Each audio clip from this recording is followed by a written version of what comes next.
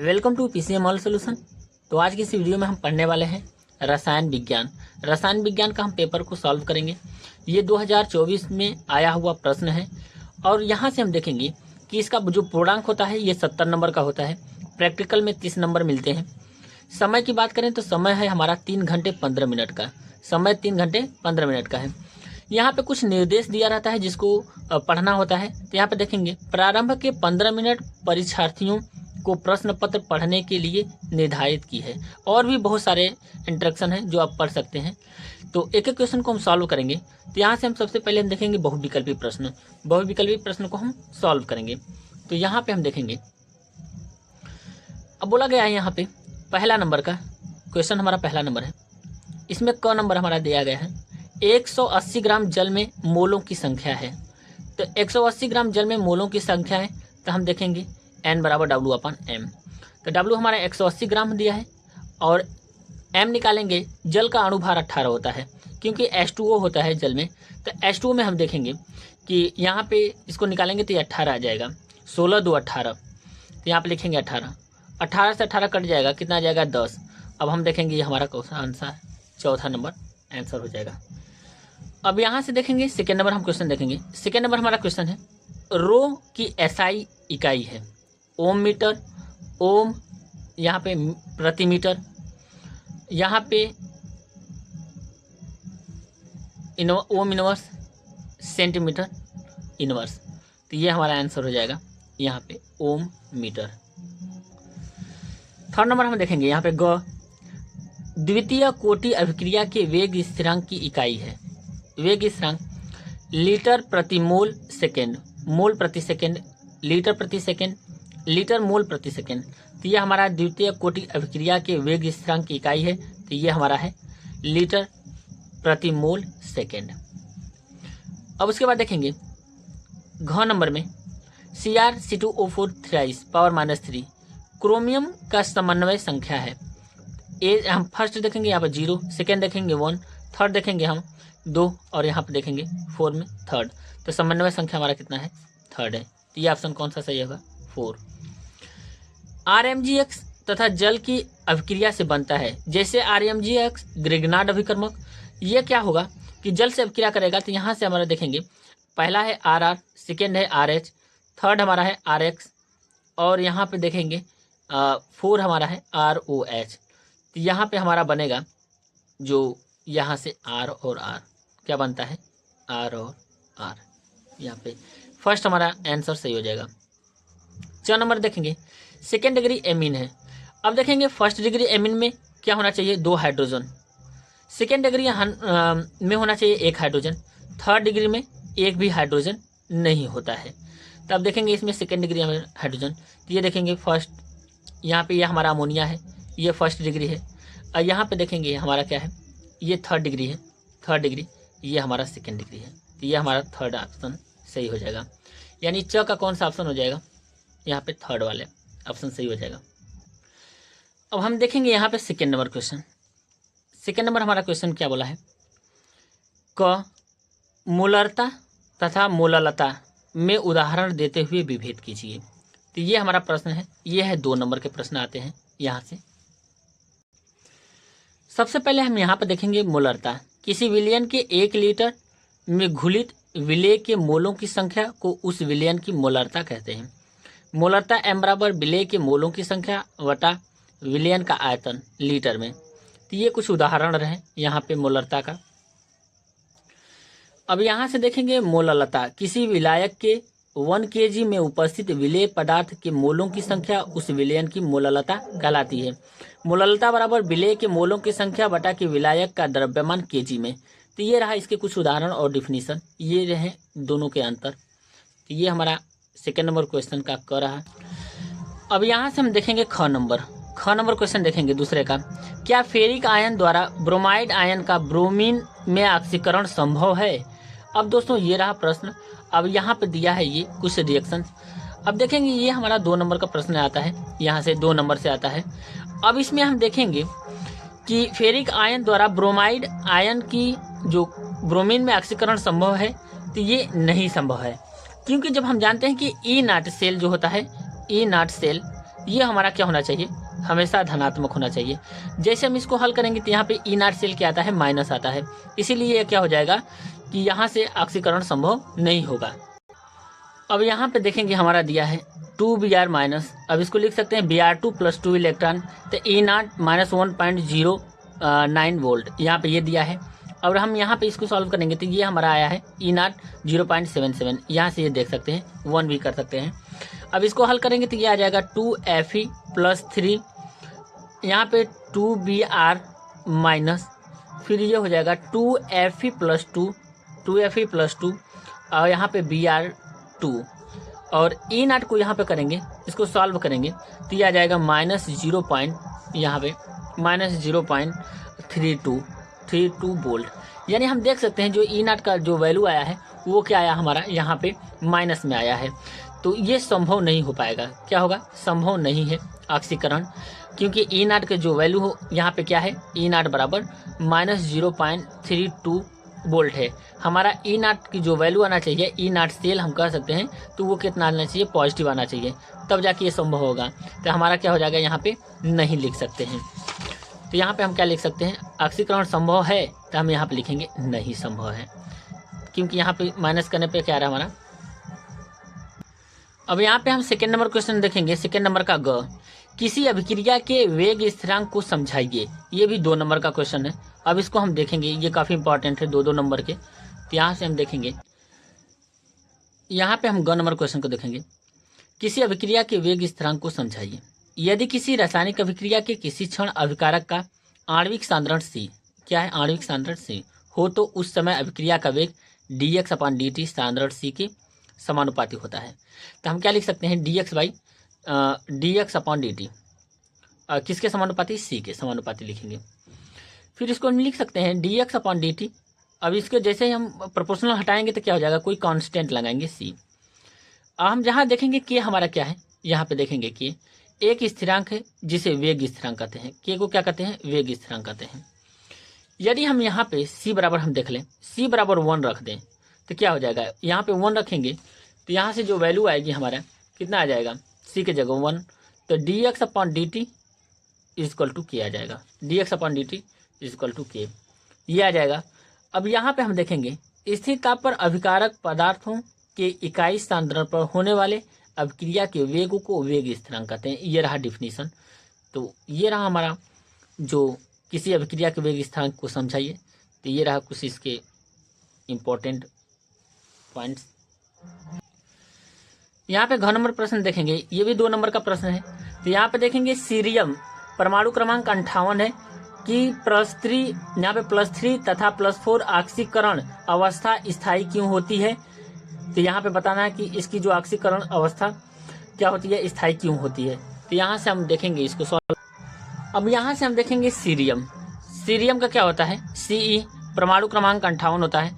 इसका हम पहले देखेंगे इलेक्ट्रॉनिक विन्यास। तो 1s2 2s2 2p6, फिर उसके बाद 3s2 3p6 3d10, ये हो गया 3d10, 4s2 4p6 उसके बाद 4d हमारा 10, 4d 4f2 5s2 6p2, यहाँ पे 5p2 6s2 ये। अब देखेंगे ये रहा हमारा इलेक्ट्रॉनिक विन्यास। इसके बारे में देखेंगे, सीरियम के उपकोषों का ऊर्जा क्रम 4f लेस 5d होता है, जिसके कारण 4f उपकोष में 2 इलेक्ट्रॉन होते हैं जो क्रमशः एक एक करके मुक्त होकर 6s के 2 इलेक्ट्रॉनों के साथ +3 व +4 ऑक्सीकरण अवस्था व्यक्त करते हैं जो स्थायी होते हैं। तो ये रहा इसके जो पॉइंट्स है यहाँ पे। अब यहाँ पे हम 3rd नंबर क्वेश्चन को सॉल्व करेंगे। 3rd नंबर में क देखेंगे, ये 2 नंबर का क्वेश्चन है। तो सबसे पहले हम देखेंगे समन्वय संख्या को एक उदाहरण द्वारा स्पष्ट कीजिए। तो समन्वय संख्या का उदाहरण हम दे सकते हैं, लेकिन इसका पहले डिफिनीशन देखते हैं। उपसंयोजी यौगिकों में केंद्रीय धातु के द्वारा लिगेंड के साथ बनाए गए उपसंयोजक अबंधों की संख्या धातु की समन्वय संख्या या उपसंयोजन संख्या कहलाती है। तो इसका हम उदाहरण देखते हैं। यहाँ पे देखेंगे, जैसे हम एग्जाम्पल देखते हैं, Ni, ये सेंट्रल मेटल आयन है। अब यहाँ पे CN4 पावर 2 माइनस। अब इसमें देखेंगे ये हमारा क्या है, निकिल है। समन्वय संख्या देखेंगे यहाँ पे, तो समन्वय संख्या हमारा क्या है, या हम बोल सकते हैं कोऑर्डिनेशन नंबर। तो कोऑर्डिनेशन नंबर हमारा कितना है, 4 है। अब ये हम देखेंगे 4 है, तो ये क्या है, एक दंती संख्या कितना कर सकते हैं, एक दंती संख्या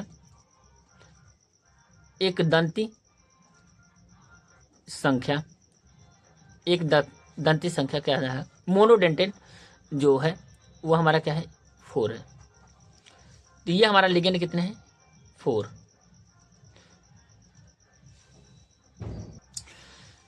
या तो हम कह सकते हैं यहाँ पे समन्वय संख्या यानी लिगेंड हमारा क्या है, साइनाइड है, CN है। एक दंती संख्या कितनी है, 4 है, यानी लिगेंडों की संख्या कितनी हो गई, 4 हो गई। अब यहाँ से देखेंगे ख नंबर प्रश्न देखेंगे, ये काफी इंपॉर्टेंट प्रश्न है, ये भी 2 नंबर का प्रश्न है। प्राथमिक, द्वितीयक तथा तृतीयक बेंजीलिक एल्कोहल का संरचना सूत्र लिखिए। तो सबसे पहले हम देखते हैं दोस्तों, यदि एक कार्बन केवल एक कार्बन से जुड़ा हो तो वो क्या होता है, उससे जुड़े OH को कहते हैं फर्स्ट डिग्री एल्कोहल। यह हो जाएगा हमारा फर्स्ट डिग्री एल्कोहल, ये हो जाएगा। लेकिन एक कार्बन 2 कार्बन से जुड़ा हो और उससे जुड़े OH को सेकेंड डिग्री एल्कोहल कहते हैं, सेकेंड डिग्री एल्कोहल करेंगे। यदि हम देखेंगे सेकेंड डिग्री कार्बन से OH जुड़ा है तो सेकेंड डिग्री एल्कोहल हो जाएगा। एक कार्बन से हम देखेंगे 3 कार्बन जुड़ा हो, एक कार्बन से 3 कार्बन जुड़ा हो और उससे जुड़े OH को, ये हमारा क्या हो जाएगा, ये थर्ड डिग्री एल्कोहल हो जाएगा, थर्ड डिग्री एल्कोहल हो जाएगा। तो ये रहा हमारा थर्ड डिग्री, यानी एक कार्बन कितने कार्बन से जुड़ा है, 1 2 3। ये हमारा फर्स्ट डिग्री, एक कार्बन केवल एक कार्बन से जुड़ा है। अभी हम देखेंगे यहाँ पे सेकेंड डिग्री, तो एक कार्बन कितने कार्बन से जुड़ा है, एक कार्बन 2 कार्बन से, तो ये सेकेंड डिग्री एल्कोहल। इसी तरह हम देख लेंगे बेंजेलिक एल्कोहल में देखेंगे इसी टाइप से स्ट्रक्चर बनाएंगे और OH को हम यहाँ से पहचानेंगे। एक कार्बन से जुड़ा रहेगा तो फर्स्ट डिग्री, 2 कार्बन से जुड़ा रहेगा सेकेंड डिग्री, थर्ड कार्बन से जुड़ा रहेगा तो थर्ड डिग्री एल्कोहल। अब यहाँ से ग नंबर हम क्वेश्चन देखेंगे, इंपॉर्टेंट है। एल्कोहल के क्वथनांक कार्बन परमाणुओं की संख्या बढ़ने पर बढ़ते हैं, लेकिन एल्कोहल के शाखन यानी शाखा में बढ़ने पर कम क्यों हो जाते हैं। तो ये 2 नंबर का प्रश्न है, हम इसको देखेंगे यहाँ पे। यहाँ से हम इसका आंसर देखेंगे। एल्कोहलों में क्वथनांक कार्बन परमाणुओं की संख्या में वृद्धि के साथ वांडर वाल्स बलों में वृद्धि होने से बढ़ते हैं। क्या बढ़ेगा, वांडर वाल्स बलों में वृद्धि होने से बढ़ते हैं, यानी हम कार्बन की संख्या बढ़ेगी तो वांडर वाल्स बलों में क्या होगी, वृद्धि होने से बढ़ती है। समावयवी एल्कोहलों में यानी हम देखते हैं शाखन में वृद्धि के साथ साथ क्वथनांकों में कमी आ जाती है। यदि शाखा बढ़ेगा तो क्वथनांक क्या होता है, कम होता है, क्योंकि पृष्ठ क्षेत्रफल कम होने के कारण संगुणन के गुण या हाइड्रोजन आबंध में जो क्या होती है, कमी होती है। तो यहाँ पे हम देखते हैं यदि शाखा बढ़ेगा तो क्वथनांकों में क्या होगी, कमी हो जाएगी, क्योंकि यहाँ पे पृष्ठ क्षेत्रफल में कम होने के कारण क्या होता है, पृष्ठ क्षेत्रफल भी कम हो जाता है, हाइड्रोजन आबंधन में कमी आ जाती है। अब यहाँ से देखेंगे तीसरा का घ, RNA पर संक्षिप्त टिप्पणी लिखिए। RNA पर संक्षिप्त टिप्पणी लिखिए। तो यहाँ पे हम देखेंगे RNA के बारे में हम देखेंगे। RNA राइबोन्यूक्लिक अम्ल होता है, इसका नाम होता है राइबोन्यूक्लिक अम्ल कहते हैं, जिसमें नाइट्रोजनी क्षारक एडेनिन, ग्वानिन, साइटोसिन तथा यूरेसिल, बीटा डी राइबो शर्करा तथा फास्फोरिक अम्ल होते हैं। यह एकल रज्जुकी होता है तथा प्रोटीन निर्माण अर्थात संश्लेषण में भाग लेता है। कुछ विषाणुओं में यह आनुवांशिक पदार्थ का कार्य करता है। तो ये आप देख सकते हैं यहाँ से इसका डिफिनीशन। अब यहाँ पे देखेंगे क्वेश्चन नंबर 4 को देखेंगे, हेलोएरिन में इलेक्ट्रॉन रोगी प्रतिस्थापन अभिक्रिया की क्रियाविधि उदाहरण की सहायता से समझाइए। अब ये काफी इंपॉर्टेंट है, ये 3 नंबर के प्रश्न आते हैं। अब हम देखेंगे इसको विस्तार से। अब यहाँ से देखेंगे ये प्रश्न रहा, सबसे पहले यहाँ पे देखेंगे ये रिजोनेंस है क्लोरोबेंजीन का। अब देखेंगे हेलोएरिन बेंजीन वलय की समान इलेक्ट्रॉन रागी प्रतिस्थापन अभिक्रिया है, जैसे हैलोजनीकरण, नाइट्रीकरण, सल्फोनीकरण तथा फ्रेडल क्रॉफ्ट अभिक्रिया देती है। ये हैलोजन परमाणु आंशिक निष्क्रिय कारक तथा आर्थो पैरा निर्देशक होता है। ये क्या होता है, आर्थो और पैरा निर्देशक होता है। पुनः प्रतिस्थापन आर्थो तथा पैरा स्थल पर हैलोजन परमाणु के सापेक्ष होता है। हैलोजन परमाणु का ऑर्थो पैरा निर्देशक प्रभाव क्लोरोबेंजीन की अनुनादी संरचनाओं द्वारा आसानी से समझा जा सकता है। अब हम देखेंगे यहाँ पे हमारा क्या दिया है, सेकेंड नंबर पे ये स्ट्रक्चर, थर्ड नंबर पे ये स्ट्रक्चर और फोर्थ नंबर पे ये स्ट्रक्चर। आर्थो पैरा स्थिति पर ऋण आवेश है, यहाँ पे बोला है कि यहाँ पे क्या है, ऋण आवेश है, देख सकते हैं ऋण आवेश है। अनुनाद के कारण आर्थो पैरा स्थितियों पर मेटा स्थिति की तुलना में इलेक्ट्रॉन घनत्व बढ़ जाता है, यानी जो मेटा होता है आर्थो और पैरा, यहाँ पे मेटा होता है, तो मेटा की तुलना में यहाँ पे क्या होता है, इलेक्ट्रॉन घनत्व बढ़ जाता है, जहाँ पे माइनस चार्ज है इलेक्ट्रॉन घनत्व बढ़ जाता है। फिर उसके बाद देखेंगे अतः इलेक्ट्रॉन रागी प्रतिस्थापन आर्थो तथा पैरा स्थितियों पर होता है। आर्थो स्थिति पर त्रिवियम अवरोध के कारण पी उत्पाद आर्थो से अधिक होता है, यानी पी उत्पाद क्या होता है, आर्थो से अधिक होता है, प्राप्त होता है। माइनस आई प्रभाव के कारण हाइड्रोजन परमाणु बेंजीन वलय से इलेक्ट्रॉन निष्कासित करने की कुछ प्रवृत्ति रखता है और बेंजीन की तुलना में निष्क्रिय हो जाती है। हेलो एरिन में इलेक्ट्रॉन रागी प्रतिस्थापन अभिक्रियाएं मंद गति से होती है, जैसे हम देख सकते हैं यहाँ पे एग्जाम्पल हम देखेंगे, यहाँ पे मंद गति से होती है। हेलोजनीकरण, ये क्लोरोबेंजीन है, हम निर्जल AlCl3 से रिएक्शन कराएंगे, तो यहाँ पे हमारा दो प्रोडक्ट बनेंगे, एक आर्थो यानी 1,2-डाइक्लोरोबेंजीन, इसको बोलते हैं लघु यानी माइनर प्रोडक्ट, और 1,4-डाइक्लोरोबेंजीन ये मुख्य प्रोडक्ट बनेगा। तो क्या होता है कि ortho less than para, ortho less para, para से क्या होता है, लेस होता है, तो यहाँ पे मुख्य प्रोडक्ट हमारा क्या बनेगा, यहाँ से 1,4-डाइक्लोरोबेंजीन।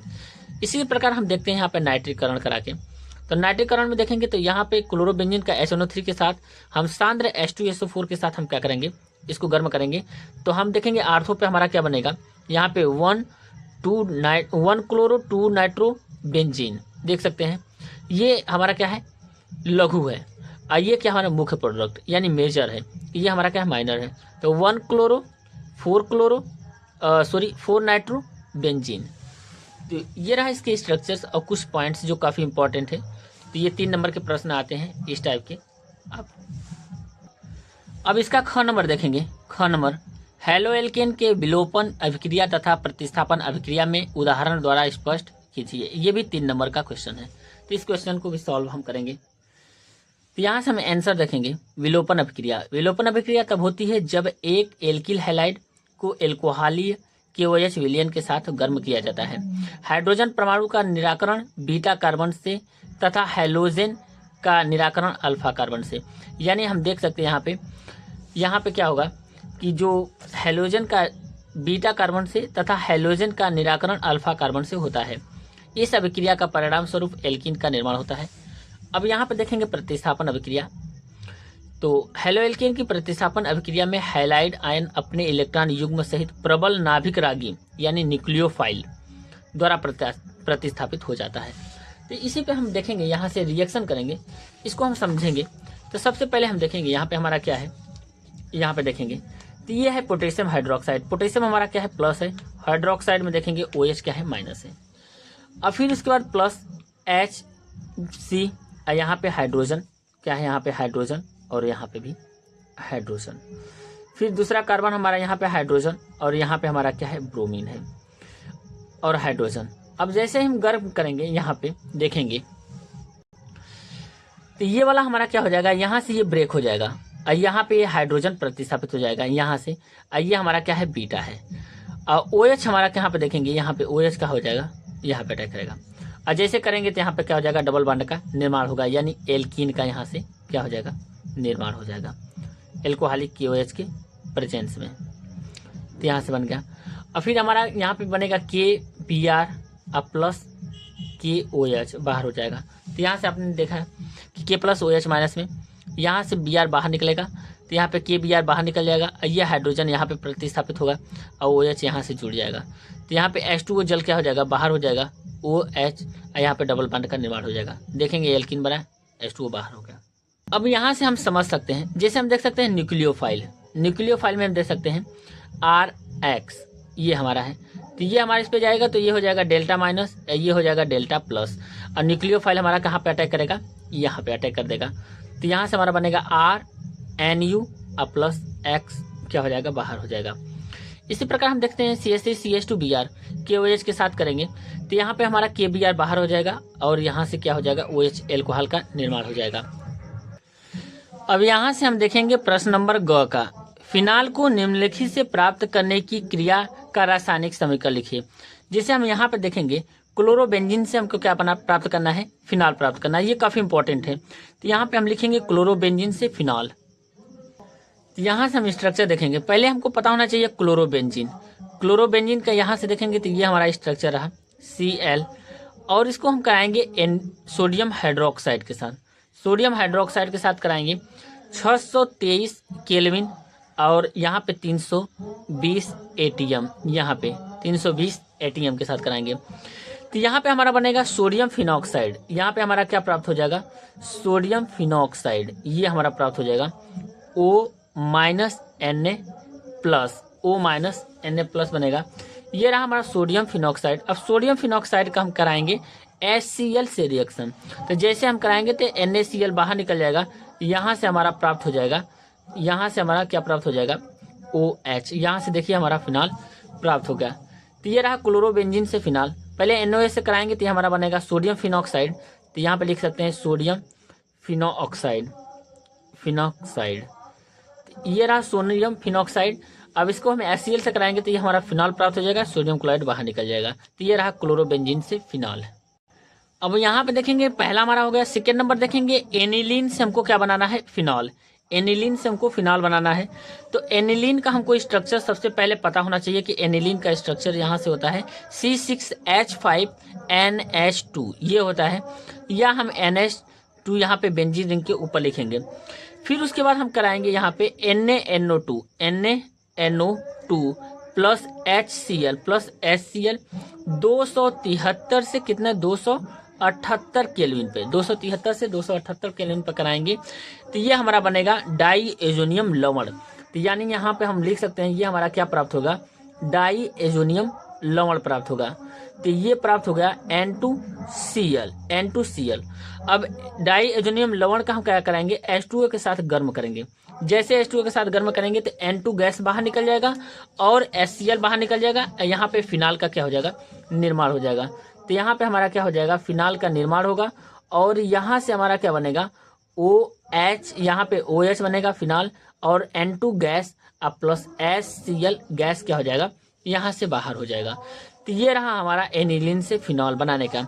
NaNO2 प्लस HCl के प्रेजेंस में कराएंगे 273 से 278 केल्विन में। तो डाई एजोनियम क्लोराइड, यहाँ पे क्या बनेगा, डाई एजोनियम लवण बोल सकते हैं, यहाँ से डाई एजोनियम लवण, ये बनेगा डाई एजोनियम लवण। और फिर यहाँ से लास्ट हमारा क्या प्राप्त हो जाएगा, फिनॉल, ये प्राप्त हो गया, N2 बाहर निकल गया। अब हम देखेंगे यहाँ पे बेंजीन से फिनॉल बनाना। हमको क्या बनाना है, बेंजीन से फिनॉल बनाना है। तो सबसे पहले हमको बेंजीन का स्ट्रक्चर देखेंगे। तो यहाँ से बेंजीन का स्ट्रक्चर को क्या करेंगे, यहाँ पे ड्रॉ करेंगे। और यहाँ से बेंजीन का स्ट्रक्चर हमने ड्रॉ कर लिया। फिर यहाँ पे हम देखेंगे ओलियम, यहाँ पे लिखेंगे ओलियम के साथ कराएंगे तो यहाँ पे बनेगा सल्फोनिक या बेंजीन सल्फोनिक अम्ल।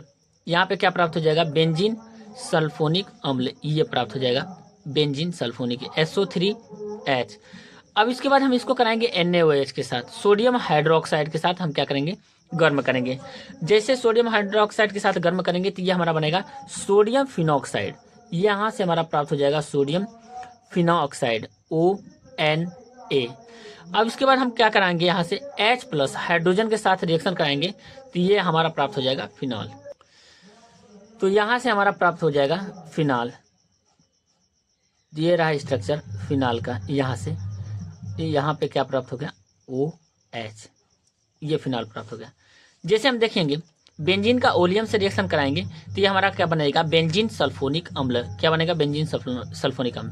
सोडियम हाइड्रोक्साइड के साथ रिएक्शन कराएंगे तो यहाँ पे बनेगा सोडियम फिनॉक्साइड। फिर हाइड्रोजन के साथ अभिक्रिया करा देंगे तो यहाँ पे हमारा फिनॉल प्राप्त हो जाएगा। अब देखेंगे यहाँ से बेंजीन सल्फोनिक अम्ल, फिर उसके बाद सोडियम फिनॉक्साइड, फिर लास्ट में हमारा फिनाल प्राप्त हो जाएगा। प्रश्न नंबर हम घ देखेंगे, चौथा का घ। निम्नलिखित अभिक्रियाओं के रासायनिक समीकरण लिखिए। क्या लिखना है, समीकरण, रासायनिक समीकरण। पहला देखेंगे रोजेन-मुंड अपचयन, दूसरा है स्टेफन अभिक्रिया, तीसरा हमारा है गाटरमान कोच अभिक्रिया। तो हम पहले देखेंगे रोजेन-मुंड अपचयन। यहाँ से सबसे पहले हम देखेंगे रोजेन-मुंड अपचयन। अम्ल क्लोराइडों का संगत एल्डिहाइडों में उत्प्रेरकीय अपचयन रोजेन-मुंड अपचयन कहलाता है। यह अभिक्रिया H2 गैस को BaSO4 समर्थित पीडी उत्प्रेरक की उपस्थिति में अम्ल क्लोराइड के उबलते जाइलिन विलयन से प्राप्त करने पर होती है। तो यहाँ पे देखेंगे अम्ल क्लोराइड है, H2 से रिएक्शन कराएंगे तो यह क्या बनेगा, यहाँ पे एल्डिहाइड बनेगा, HCl बाहर हो जाएगा। फिर एसिटिल क्लोराइड से करेंगे सेम यहाँ पे, यानी हम यहाँ से रिएक्शन कराएंगे तो ये क्या हो जाएगा, अपचयन हो जाएगा, HCl बाहर हो जाएगा, यहाँ पे एसिटल्डिहाइड प्राप्त हो जाएगा। इसी प्रकार हम बेंजाइल क्लोराइड से करेंगे, अपचयन करेंगे तो HCl बाहर निकल जाएगा, बेंजल्डिहाइड प्राप्त हो जाएगा यहाँ से। यहाँ पे सेकेंड नंबर देखेंगे स्टीफन अभिक्रिया। स्टीफन अभिक्रिया में देखेंगे वह अभिक्रिया जिसमें एल्किल साइनाइड का एरिल साइनाइड SnCl2 व सांद्र HCl के मिश्रण द्वारा अपचयन करने पर इमीन प्राप्त होते हैं जो जल अपघटित होकर एल्डिहाइड देते हैं, स्टीफन अभिक्रिया कहलाती है। हम यहाँ पे अपचयन करेंगे तो देखिए एमीन प्राप्त हो गया। यहाँ पे मेथिल साइनाइड का अपचयन करेंगे तो हमारा क्या प्राप्त हो जाएगा, यहाँ पे एमीन प्राप्त हो जाएगा, लेकिन जल से अभिक्रिया कराएंगे तो क्या प्राप्त होगा, एसिटल्डिहाइड प्राप्त होगा और एमोनिया बाहर निकलेगा यहाँ से गैस। अब यहाँ से लास्ट देखेंगे C6H5CN का अपचयन कराएंगे SnCl2 प्लस HCl के प्रेजेंस में, तो यहाँ पे एमीन प्राप्त होगा और H2S से रिएक्शन कराएंगे तो बेंजल्डिहाइड और अमोनिया गैस प्राप्त होगा। तो ये रहा काफी इंपॉर्टेंट स्टीफन अभिक्रिया। गाटरमान कोंच अभिक्रिया देखेंगे। यहाँ पे गाटरमान कोंच अभिक्रिया देखेंगे जब CO तथा HCl गैस के मिश्रण को 323 केल्विन पर उत्प्रेरक AlCl3 CuCl की उपस्थिति में बेंजीन से गुजारते हैं तब बेंजल्डिहाइड बनता है। देखिएगा ये हमारा क्या बन गया, फार्मिल क्लोराइड अस्थायी होता है। अब बेंजीन का यहाँ पे फार्मिल क्लोराइड से अभिक्रिया कराएंगे AlCl3 प्लस CuCl से कराएंगे तो ये हमारा बेंजल्डिहाइड प्राप्त होगा, HCl बाहर होगा। अब यहाँ से कुछ इंस्ट्रक्शन यहाँ पे देख सकते हैं, ये रहा यहाँ से ये पॉइंट जो काफी इंपॉर्टेंट है। यह अभिक्रिया गाटरमान फार्मिलीकरण या गाटरमान कोच एल्डिहाइड संश्लेषण या समांतर गाटरमान कोच अभिक्रिया कहलाती है। तो ये रहा यहाँ पे आप देख सकते हैं। पांचवा नंबर देखेंगे, पांचवा का क, मोलर चालकता को समझाइए। 0.02 मोल प्रति लीटर KCl विलयन से भरे सेल का प्रतिरोध 480 ओम है। विलयन की मोलर चालकता परिकलित कीजिए। सेल स्थिरांक हमारा दिया है 1.29। यहाँ से यहाँ पे देखेंगे मोलर चालकता, तो 1 सेंटीमीटर दूरी तथा 1 सेमी स्क्वायर अनुप्रस्थ परिच्छेद के क्षेत्रफल वाले दो समांतर इलेक्ट्रोड के बीच रखे विलयन में यदि 1 ग्राम मोल विद्युत अपघट्य घोला हो तो इस अवस्था में उसकी चालकता उस वैद्युत अपघट्य की मोलर चालकता कहलाती है। इसको लैम्डा n से प्रदर्शित करते हैं। मात्रक की बात करें तो ohm inverse semi power 2 mole inverse. SI पद्धति में साइमन मीटर पावर -2 मोल पावर -1। तो यहाँ से क्वेश्चन को सॉल्व करेंगे तो हमारा R दिया है 480 ओम। फिर उसके बाद देखेंगे G हमारा दिया है यहाँ पे सेल स्थिरांक 1.29 सेमी पावर -1। फिर हमारा दिया है प्रतिरोधकता, हम देखेंगे यहाँ पे रो बराबर होता है R/G, यानी 480 बटा के G का मान 1.29। इसको हल करेंगे या ओम सेमी। चालकता बराबर देखेंगे, चालकता को K से करते हैं कप्पा 1/रो। तो यह आया है 1/रो का मान कितना है 480 बटा 1.29। अब इसके ये रो के जगह यहाँ पे रखेंगे ये वाला वैल्यू, तो ये ऊपर चला जाएगा तो 1.29 बटा के 480 यहाँ पे आ जाएगा। अब इसको सॉल्व करेंगे तो ये आ जाएगा हमारा यहाँ पे कप्पा का वैल्यू आ जाएगा 2.6875 इंटू 10⁻³ S सेमी पावर -1। फिर मोलर चालकता यहाँ पे देखेंगे, मोलर चालकता कप्पा इंटू 1000 बटा के यहाँ पे M। तो यहाँ पे रखेंगे कप्पा का मान है 2.6875 इंटू 10⁻³ इंटू 10 माइनस, यहाँ पे देखेंगे -3 है। यहाँ पे M मोलर हमारा कितना दिया है 0.02। ये कट जाएगा पूरा। इसको सॉल्व करेंगे तो यहाँ से M आ जाएगा, मोलर चालकता आ जाएगा, मोलर चालकता हमारा आएगा 134.375 और साइमन सेंटीमीटर स्क्वायर प्रति मोल पावर -1। तो ये इसके रहे सॉल्यूशन। यहाँ से इसको सॉल्व करेंगे तो ये हमारा आ जाएगा यहाँ पे आंसर।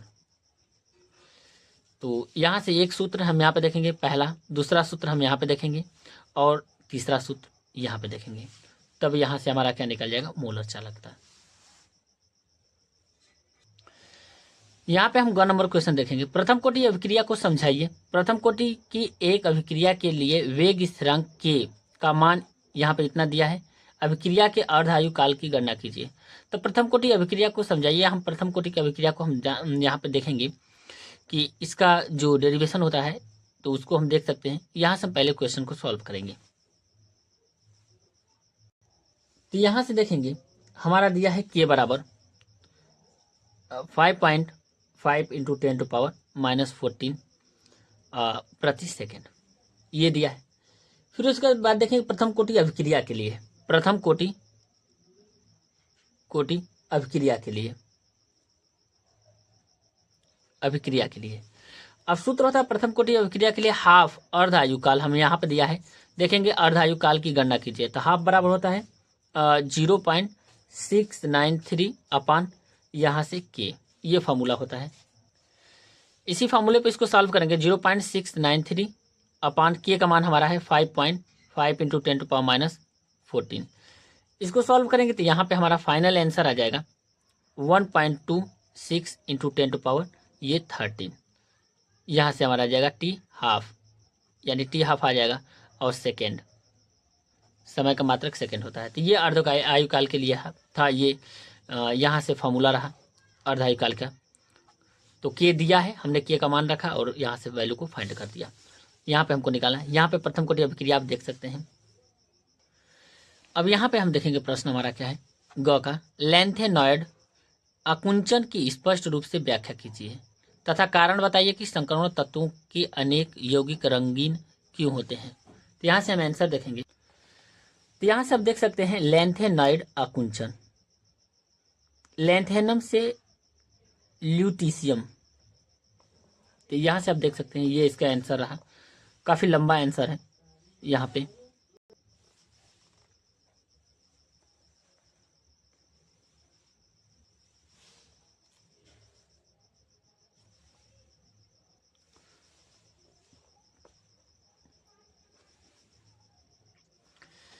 यहाँ पे देखेंगे घ नंबर उपसंयोजन यौगिकों में संयोजकता आबंधन सिद्धांत VBT बैलेंस बॉन्ड थ्योरी को समझाइए। तो यहाँ से हम क्वेश्चन देखेंगे।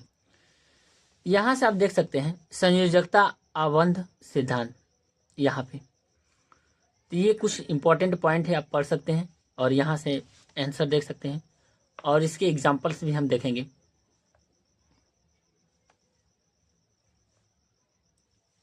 यहाँ तक जो काफ़ी इंपॉर्टेंट है।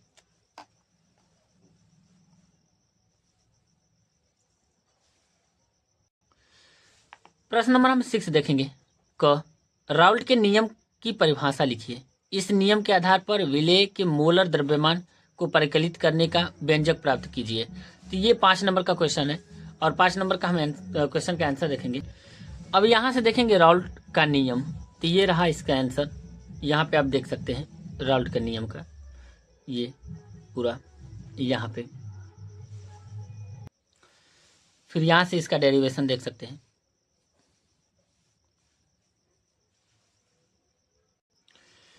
यहाँ हम देखेंगे प्रश्न नंबर 6 का ख। इन दोनों में से एक क्वेश्चन करना है ख का, चाहे ये ख नंबर करें या अथवा करें। तो हम दोनों क्वेश्चन को सॉल्व करेंगे। तो यहाँ पे देखेंगे दोनों एल्डिहाइड के विचरण की 5 विधियों की अभिक्रियाओं का रासायनिक समीकरण लिखिए। तो यहाँ से हम देख सकते हैं प्रश्न हमारा है, पहला देखेंगे एथेनॉल से हम क्या बना है, एसिटल्डिहाइड। दूसरा देखेंगे एथेनॉल से हमारा क्या बना है, एसिटल्डिहाइड। तीसरा भी देखेंगे एसिटिक अम्ल और फार्मिक अम्ल से हमारा बना है एसिटल्डिहाइड। तो ये 3 रिएक्शन यहाँ पे हो गए। चौथा नंबर हम देखेंगे एसिटिलीन से हमारा क्या बना है, यहाँ पे एसिटल्डिहाइड। फिर उसके बाद ब्यूट टू इन से हमारा क्या बना है, एसिटल्डिहाइड। ये 5 रिएक्शन यहाँ से आप देख सकते हैं जो काफ़ी इंपॉर्टेंट है।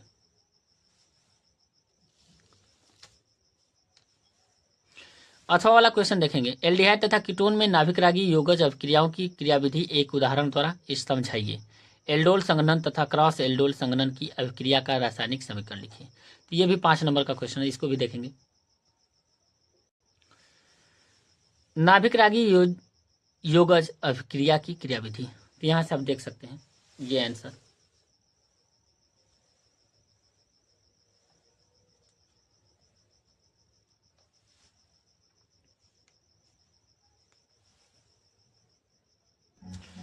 यहाँ से आप देख सकते हैं ये रिएक्शन जो काफ़ी इम्पोर्टेंट है, यहाँ तक, यहाँ से दोनों। प्रश्न नंबर हम 7वां देखेंगे। 7वां का क देखेंगे। एरिल एमीन की अनुराधी संरचना लिखिए। एरिल एमीन क्षारकीय गुणों को क्यों प्रदर्शित करते हैं? नाइट्रो तथा नाइट्राइल यौगिकों से एमीन के विचरण की अभिक्रिया का रासायनिक समीकरण लिखिए। तो यहाँ पे हम इस क्वेश्चन को सॉल्व करेंगे। ये भी 5 नंबर का है। अब यहाँ से देखेंगे ये हमारा क्वेश्चन है और यहाँ से ये आंसर है। एलिनिन के अनुनाद के कारण। तो ये रहा अनुनाद यहाँ से हमारा, और ये अब देखेंगे यहाँ पे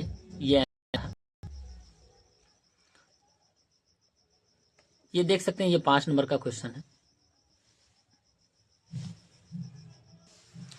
अब यहाँ से आप देख सकते हैं यहाँ तक है आंसर पूरा। नाइट्राइल यौगिकों से एमीन का विरचन। तो ये रहा, यहाँ पे देख सकते हैं फर्स्ट डिग्री एमीन। यहाँ से अथवा वाला क्वेश्चन है। तो आप देख सकते हैं ये सब रासायनिक केवल समीकरण लिखना है। यहाँ से यहाँ तक 4 क्वेश्चन है। अब यहाँ से देखेंगे ख में हम दोनों में से एक करेंगे। तो न्यूक्लिक अम्ल की संरचना और इनके जैविक कार्य की व्याख्या कीजिए। तो यहाँ से हम इस क्वेश्चन को करेंगे। यहाँ से देख सकते हैं न्यूक्लिक अम्ल कोशिका के नाभिक में उपस्थित वे कण जो अनुवांशिकता के लिए उत्तरदायी होते हैं, क्रोमोसोम कहलाते हैं। ये प्रोटीन तथा अम्ल प्रकार के जैव अणु से मिलकर बने होते हैं, जिन्हें न्यूक्लिक अम्ल कहते हैं। आप यहाँ से आंसर देख सकते हैं। न्यूक्लिक अम्ल 2 प्रकार के होते हैं, डीएनए, आरएनए। फिर उसके बाद ये संरचना देख सकते हैं, adenine, guanine, cytosine, thymine, uracil. यहाँ पे सारे के सारे आंसर आप देख सकते हैं।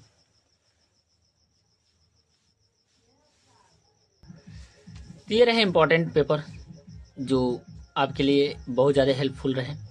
वीडियो पसंद आए तो वीडियो को लाइक करें और चैनल को जरूर सब्सक्राइब